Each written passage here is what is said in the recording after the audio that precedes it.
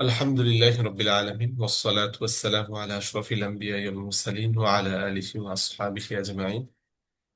জি, আমরা আজকে সূরাতুন নিসার 159 নম্বর আয়াত থেকে পড়ব। জি, আপনি এখান থেকে একটু জি। পড়েন, এখান থেকে পড়েন। বিসমিল্লাহির রহমানির রহিম। ওয়াইন মা মিন আহলিল কিতাবি আহাদুন ইল্লা লায়ুমিনান্না বিঈসা লা ক্বাবলা ইউমিনান্না বিহি মাউতিহি বিঈসা, হ্যাঁ। আচ্ছা, হ্যাঁ, ক্বাবলা শুনুন। মাউতিহি আই আল কিতাবি আল হিনা কিতাবিয়্যু, আল কিতাবিয়্যু, হ্যাঁ। ইউআবিয়্যু হিনা ইউআইন ইউআইন ইউআইদিনু, মালা হুম, ইউআইনু মালাইকাতুল তাল মাউতা মালাইকাতাল মাউতি, ইদাফা মালাইকাতাল হয়েছে। মাউতি হুম। ফালা ينفعه ফালা ইয়ানফাউহু ঈমানুহু, ফালা, إيمانه أو قبل হুম, তারপরে কোন জায়গায় হ্যাঁ, তারপরে এই পৃষ্ঠা থেকে পড়তে হবে। ক্বাবলা মাউতি ঈসা, قبل موت عيسى لما ينزل ইয়ানজিলু قريب ইয়ানজিলু লাম্মা ইয়ানজিলু ينزل ينزل কুরবা قريب সাআতি, الساعة কুরবা সাআতি। كما كما ورد في হুম। حديث ويوم القيامة يكون عيسى عليهم شهيدا بما فعلوه لما بعث إليهم বুইসা ইলাইহিম। আচ্ছা, দেখেন এখানে কি বলছে। আমরা সূরা নিসার 59 নম্বর আয়াতটা পড়ছি, ওয়া ইম্মা মিন আহলিল কিতাবি। এখানে আল্লামা জালালউদ্দিন সৈয়ুতী রহমতুল্লাহি আলাইহি তিনি এটার তাফসীর করেছেন। মাঝে মাঝে দেখেন ইন মানে মা, মার অর্থ দেয় ইন্নাটা, ইনটা। তো আহলে কিতাবদের মধ্যে থেকে মা নেই, আহাদুন কেউ, আহলে কিতাবদের মধ্যে থেকে কেউ নেই, এমন কেউ নেই, ইল্লা লা ইউমিনান্না বিহি, কিন্তু সে ঈসা আলাইহিস সালামের প্রতি, বিহি মানে আই বি ঈসা, ঈসা আলাইহিস সালামের প্রতি ঈমান অবশ্যই আনবে। তবে ঈমান আনাটা কি? ক্বাবলা মাউতিহি, তার মৃত্যুর পূর্বে। কখন? আইল কিতাবিয়্যু হিনা ইউআয়িনু মালাইকাতাল মাউতি, যখন সে মৃত্যুর ফেরেশতাকে দেখবে, মালাকুল মাউতকে যখন সে দেখবে, সচক্ষে দেখবে। ইউআইনু মানে কোন জিনিস সচক্ষে দেখা। আইনুন মাদ্দা, মাদ্দা কি? আইনুন। আইনুন। মুআয়ানা, এই যে মুআয়ানা বলে মানে সচক্ষে চোখাচোখি হওয়াটা হচ্ছে মুআয়ানা। তো যখন সে মালাকুল মাউতকে সচক্ষে দেখবে, ওই সময় সে কি করবে? ঈমান আনবে। কিন্তু নিয়ম হচ্ছে মালাকুল মাউত যখন চলে আসবে, মৃত্যু যন্ত্রণা যখন শুরু হয়ে যাবে, তখন তো তাওবাই কবুল হয় না কারো। তখন সে যত ভালো কাজে করুক, যত ঈমান আনুক, সেটা আল্লাহর কাছে গ্রহণযোগ্য নয়। এই জন্য বলতেছে ফালা ইয়ানফাউহু ঈমানুহু, এটা হচ্ছে এক তাফসীর। ঠিক আছে, আয় বলে এই আল্লামা জালালউদ্দিন সৈয়দী রহমতুল্লাহ একটা তাফসীর করেছেন। আরেকটা তাফসীর হচ্ছে কবলা মাউতি ঈসা, যে ঈসা আলাইহিস সালামের মৃত্যুর পূর্বে, অর্থাৎ লাম্মা ইয়ানজিলু কুরবাল সাআতি, যে কিয়ামতের পূর্বে, যখন কিয়ামতের নিকটবর্তী সময়ে, যখন ঈসা আলাইহিস সালাম ইয়ানজিলু মিনান নুজুল, নাজালা ইয়ানজিলু বাবে দরবা থেকে তিনি যখন অবতীর্ণ হবেন, কিয়ামতের পূর্বে যখন বা নিকটবর্তী সময়ে যখন তিনি অবতরণ করবেন, কামা ওয়ারাদা ফি হাদিসিন, যেভাবে একটা হাদিসের মধ্যে কি এসেছে।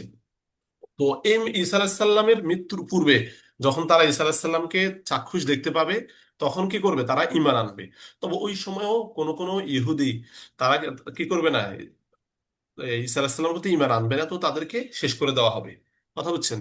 তখন দুনিয়ার মধ্যে জি। একমাত্র কি থাকবে? মুমিনরাই থাকবে। ঈসা আলাইহিস সালাম যখন সকল কাফের বেদিনের সাথে যুদ্ধ করে তাদেরকে শেষ করে দেবেন, তখন একমাত্র মুমিনরাই দুনিয়াতে থাকবে। পরবর্তীতে আবার আস্তে আস্তে শয়তানের ওয়াসওয়াসায় কাফের এবং মুনাফিকরা তৈরি হতে থাকবে। হতে হতে এক এক এক পর্যায়ে কি ইমানদাররা বিলুপ্ত হয়ে যাবে, তখনই কিয়ামত হয়ে যাবে। বুঝতে পারছেন? জি। এভাবে বোঝানো হয়েছে যে ওই আয়াতের তাফসীর দুইটা করা হয়েছে। দ্বিতীয় তাফসীরটা হচ্ছে ঈসা আলাইহিস সালামের মৃত্যুর পরে কিছু মানুষ কি যখন তাকে দেখতে পাবে, তখন বুঝবে যে না, আমাদের ঈসা তো মৃত্যুবরণ করেন নাই, বরঞ্চ তিনি জীবিতই ছিলেন। তখন তারা ঈসা আলাইহিস সালামের প্রতি বিশ্বাস আনবে। আর বিশ্বাস আনার মানে হচ্ছে তারা ইসলাম ধর্ম গ্রহণ করবে।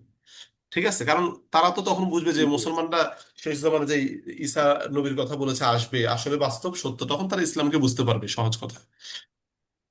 আচ্ছা, জি। পরবর্তী আয়াতে আমরা যে ওয়াউমাল কিয়ামাতি ইয়াকুনু ঈসা আলাইহিম শাহীদান বিমা ফাআলুহু লাম্মা বুইথা ইলাইহিম। আর কিয়ামতের দিন ঈসা আলাইহিস সালাম হবেন আলাইহিম, তাদের বিরুদ্ধে, শাহীদান, সাক্ষ্যদাতা। তিনি তাদের বিরুদ্ধে কি করবেন? সাক্ষ্য দেবেন। বিমা ফাআলুহু, সাক্ষ্য তারা যা দেবেন। করেছে, লাম্মা বুইসা ইলাইহিম, যখন তিনি তাদের কাছে প্রেরিত হয়েছেন। বুইসা মানে কি? আই মাবউস হুনা, ঠিক আছে? প্রেরিত যখন, হয়েছিলেন। অর্থাৎ তিনি যখন তাদের মাঝে এসেছেন, তো আসার পরে তারা তার সাথে যে অসৎ আচরণ করেছে, তাকে, তার উপর যে অত্যাচার নির্যাতন করেছে, তার হাওয়ারিদেরকে কি শেষ করেছে, এই সকল অত্যাচার নির্যাতনের কারণে তাদের বিরুদ্ধে কি করবেন? সাক্ষ্য দেবেন। আবার যারা তাকে কি করেছে, খোদার উপর গ্রহণ করেছে, তাদের বিরুদ্ধেও সাক্ষ্য দেবেন। কারণ তারা তাকে উপরে উঠাতে উঠাতে এক পর্যায়ে কি খোদার আসনে আসীন করে ফেলেছে। এদের বিরুদ্ধেও কি করবেন? সাক্ষ্য দেবেন। আবার যারা কি করেছে, তার আনিত কিতাবকে পরিবর্তন করে ফেলেছে, তাদের বিরুদ্ধেও সাক্ষ্য দেবেন। এরকম তিন শ্রেণীর বিরুদ্ধে কি করবেন? তিনি সাক্ষ্য দান। সাক্ষ্য। আচ্ছা। এরপর আমরা পরবর্তী আয়াতের মধ্যে যাই। ফাবিযুলমিন মিনাল্লাযীনা, ফাবিযুলমিন আমরা তাফসীর সহকারে যাই। আই বিসাবাবি যুলমিন মিনাল্লাযীনা হাদু, অর্থাৎ মিনাল আল্লাযীনা হাদু মানে ইহুদিরা, ইহুদিদের থেকে যেই জুলুম পাওয়া গিয়েছে, যে সকল অত্যাচার পাওয়া গিয়েছে, ঠিক আছে, জুলুমের কারণে হাররামনা আলাইহিম তাইয়্যিবাতিন, আল্লাহ তাআলা বলতেছেন যে আমি তাদের উপর পবিত্র জিনিসগুলো কি করেছি? হারাম করে দিয়েছি। উহিল্লাত লাহুম, যেই পবিত্র জিনিসগুলো তাদের উপর হালাল করা হয়েছিল, হিয়াল্লাতি ফি কওলিহি তাআলা, আর হালাল করার ব্যাপারে কি, মানে এই যে হারাম করে দিয়েছে, এই ব্যাপারে আল্লাহ তাআলার কওল আছে, হাররামনা কুল্লাযী যুফুর, যে প্রত্যেক নখওয়ালা প্রাণীকে আমি কি করেছি? হারাম করে দিয়েছি। তাহলে এই একটা কারণ, কথা বুঝছেন? এখানে একটা কারণ বলছে। আচ্ছা, তো আমরা এই যে 160 নম্বর আয়াত এবং পূর্বের 159 নম্বর আয়াত, এই সকল আয়াতের মধ্যে যে একটা তাতবিক আছে, ঠিক আছে, তো সেই তাতবিকটা হচ্ছে, পূর্বের আয়াতগুলোতে ইহুদিদের যে সকল খারাপ কাজ, ঠিক আছে, তাদের তাদের প্রতি যে শাস্তির আহ, কথা উল্লেখ করা হয়েছে, তাদের এক কথায় তাদের মন্দ কাজ এবং তাদের শাস্তির কথা পূর্বে উল্লেখ করা হয়েছে। আর এই সকল আয়াতের মধ্যে তাদের আরো কিছু এই মন্দ কাজের বর্ণনা দেওয়া হচ্ছে, কথা বুঝছেন? আচ্ছা, আর সেই সাথে তারা যে বড় ধরনের গোমরাহিতে আছে, এটাও কি এখানে উল্লেখ করা হয়েছে। তো এই ইহুদিদের থেকে কি জুলুম পাওয়ার কারণে আল্লাহ তাআলা তাদের উপর